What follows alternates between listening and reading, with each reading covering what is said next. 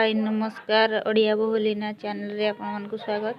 मु आज ओलो एवं तेंतुली देकी चटणी तैयारी करी। ओलो चटणी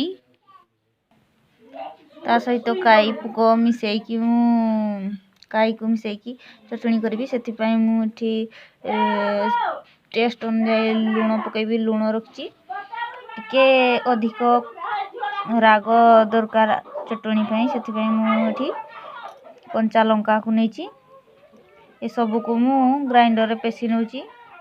आपण को पाखरे ग्राइंडर नथिले बटा शिल बटा रे मध्य बाटी की नहीं परिबे।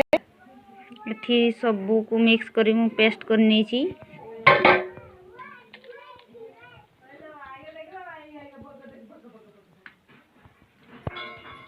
एथिरे पेस्ट हलानी से मु छोटो मिक्सचर जार को व्यवहार करथिली एवं एथिरे सब को मिक्स करची। यहा को गोटे 2 दिन पई खरा रे सुखई देबे। नहले उलो पका हेची जोटा की टिके कुंडेई हबो। खाइले संगे संग खाइले कुंडेई हबो।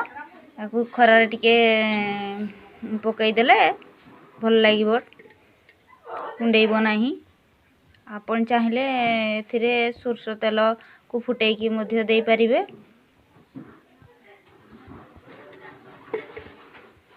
खरा रे सुखई की आकु आपण मासे 15 दिन पर्यंत रखी की जार रे रखी की व्यवहार करि परिबे।